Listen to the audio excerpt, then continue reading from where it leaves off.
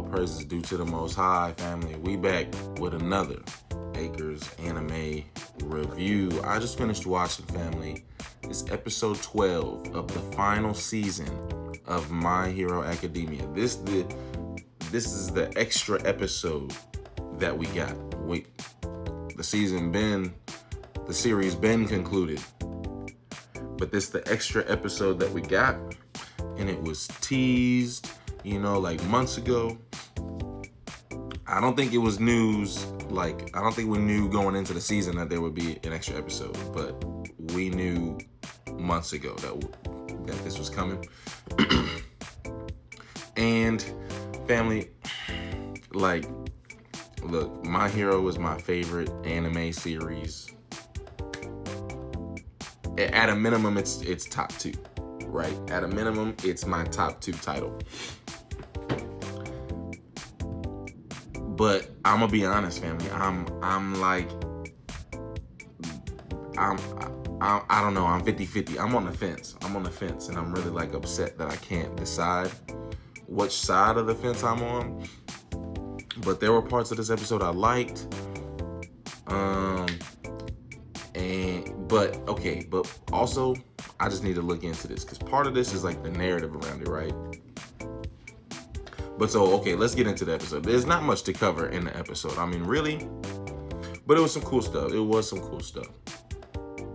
We pop off the episode with Uravity, and I actually did. Now this I like. Now that I'm thinking about it, because her seeing Ochako, it is like a parallel to Deku seeing the first user of One For All, right? And so that's how the episode opened up, is Ochako having a dream of Ochako, and she's not understanding why. But so she's talking to Tsuyu about it, and she's going on about her everyday work, right? Because she's helping because of her experience with Ochako, and she wants to avoid with Himiko Toga. She's trying to avoid any other Togas being produced, right? So she's counseling kids and their quirks and how that manifests with their relationships and, their personalities. And so what's really cool is she's bringing the big 3 with her to work this day. And she says she works with Tsuyu a lot. And it was cool. I mean, Lemillion's the number 1 hero, and he was playing with the kids. I mean, he's always had an affinity for kids like that, and this type of fun, whimsical personality.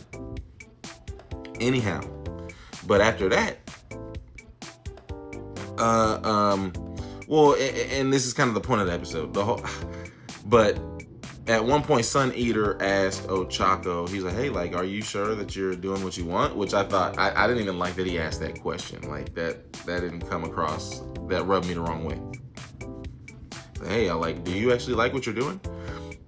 But she says, yeah, she's like, I of course I love what I'm doing. This is the best, I'm living the dream, for real. Now after that though, that's just how we open the episode. Really, the meat of the episode was the Class 1A reunion, right? And so we see Deku and Kirishima and Bakugo driving, and Bakugo low-key, well, I didn't catch it, but Kirishima said it was obvious. But anyhow, Bakugo basically offered Deku, hey man, are you sure you want to do the 50-50 hero teacher thing? Or do you kind of want to come and work with me at my agency? But Deku says, no, I like taking the Aizawa role of being a hero here and there, especially when need be, but teaching these kids and sharing my experience with them and helping them improve their lives and experience is more important to me. Okay, and that was the car ride, and then we pull up to the meeting, and it's fun because everybody's there. We all eating, we're celebrating Todoroki finally reaching the number 2 pro hero ranking. And family, this was one of my favorite parts of the episode, was seeing a mature Todoroki and him express how he's tapping into more of himself, right?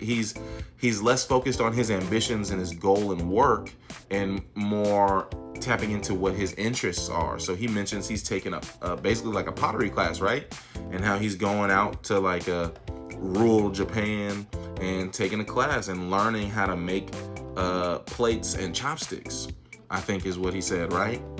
And that was probably my favorite part of the episode. And to see Shoto smile, right, when we know he used to be this like, you know, really stoic, non-expressive character, right? To see him like a full fleshed out personality, and you know, he's blooming, and I like that.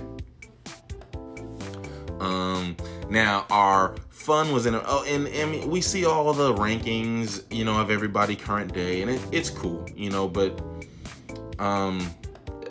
anyhow, we'll get to that in a bit. Our dinner, our celebration was interrupted by basically, you know, one of the rare criminal attacks, because they're happening less and less. And so that was cool to see, you know, it was cool to see Deku in his suit. In this particular instance, Todoroki and Genium and Ida, they were extra drippy while we were handling this car situation. Ida was the smoothest. I've never seen Ida move so smooth. He's such a rigid, you know, robotic-like person. That boy was fluid when he dove in front of that car. And then Todoroki was drippy. He was saucy. He was, right? And as an Endeavor fan, I do love seeing Todoroki come into his own, but still, you know, lead a legacy of Endeavor, right? Or at least follow in it in his own right, but that's still Endeavor's legacy, right? Like, how can you just avoid that? Now, here was the whole point of the episode, it feels, because basically, somebody made a comment to, basically Todoroki talking about tapping into parts of himself that he didn't realize before got Deku thinking. He's like, what about me have I maybe not realized before? And then, of course, he looks at Ochako. And so, of course, the hero, that was before the car incident. We handled the car incident. Everybody goes home, except for Ochako and Deku. And they run into each other and express like, hey, like, or at least Deku, he's like, hey, I'm glad you didn't leave with everybody. I wanted to tell you, like, I really want to learn more about you. I want to spend more time with you. The more I think about it, I think about you, you know. So that was the episode. Now, family, I don't know, because I don't know exactly the narrative about this episode. To me, the narrative seems to be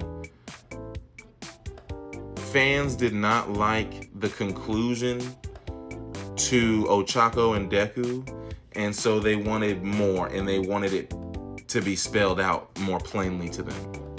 But and maybe that's just I have the narrative misunderstood, but that's kind of how this episode comes across too. Because to me, I seen this, I understood this from the original encounter. Now, as a fan, I like the content. I was excited about the episode. You know, of course, I expressed the cool parts that I enjoyed about the episode. But to me, I was like, man, like, this was, for the most part, like, implied and understood from the conclusion. This was really just a reiteration. Now, maybe for the younger audience, or maybe for a more casual audience, like, this was necessary. I don't know, but this to me felt like it was